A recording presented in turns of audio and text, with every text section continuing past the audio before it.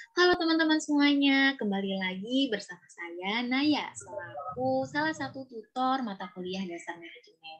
Sebelumnya saya mohon izin kepada Bapak Insinyur Purana Indrawan selaku koordinator mata kuliah dasar manajemen. Baik teman-teman, kita sudah memasuki pertemuan keempat nih, yaitu tentang pemecahan masalah dan pengambilan keputusan. Kira-kira teman-teman sudah tahu belum sih dari materi ini bagaimana cara mengambil pengambil keputusan atau bagaimana kita memecahkan suatu masalah?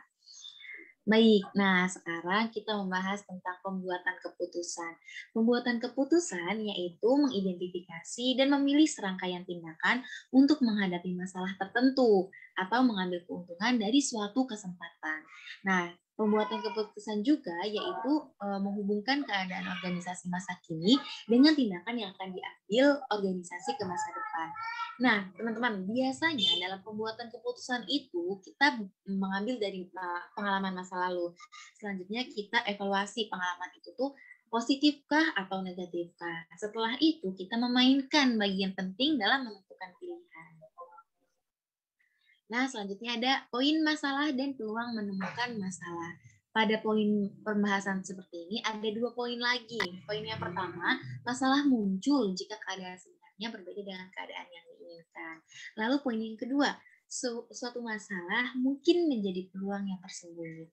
Nah, teman-teman harus tahu sebuah masalah itu situasi atau masalah tidak harus tentang kerusakan atau keluhan. Bisa jadi sebuah masalah situasi masalah tersebut bisa menjadi peluang bagaimana kita melihat cara pandang masalah tersebut.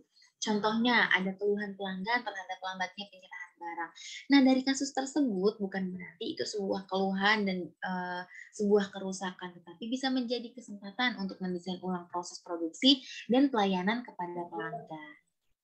Selanjutnya ada proses menemukan masalah. Nah, menurut William Pons, ada 4 macam situasi yang memungkinkan adanya masalah. Nah, situasi yang pertama adalah deviasi dari pengalaman masa lalu. Artinya apa sih situasi yang seperti ini? Situasi ini ketika prestasi sebelumnya sudah terlampaui. Contohnya, ada penjualan tahun ini di bawah tahun lalu. Ada juga yang biaya yang tiba-tiba naik dan juga jumlah karyawan yang keluar masuk. Nah, pada situasi yang kedua ini ada deviasi dari rencana yang ditetapkan. Artinya, ketika proyeksi atau harapan manajer tidak terpenuhi. Contohnya seperti suatu proyek yang tidak sesuai dengan jadwal. Nah, ada situasi yang ketiga, yaitu pihak lain. Ketika orang lain seringkali memberitahu masalah kepada manajer. Contohnya, ketika pelanggan mengeluh tentang keterlambatan barang, atau karyawan yang mengundurkan diri, atau atasan yang menentukan standar baru. Selanjutnya, situasi yang keempat ada prestasi pesaing.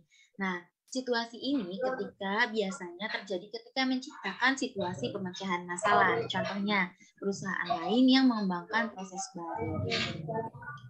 Oke, selanjutnya ada keputusan untuk memutuskan. Nah, pertanyaan manajer dalam mendefinisikan situasi tersebut itu apakah masalah ataukah kesempatan sih? Nah, dalam menentukan sebuah situasi itu diperlukan beberapa pertanyaan. Nah, pertanyaan itu secara garis besar seperti berapa besar kesenjangan antara keadaan sebenarnya dan yang diinginkan, atau bagaimana kesenjangan ini mempengaruhi peluang untuk mencapai sasaran.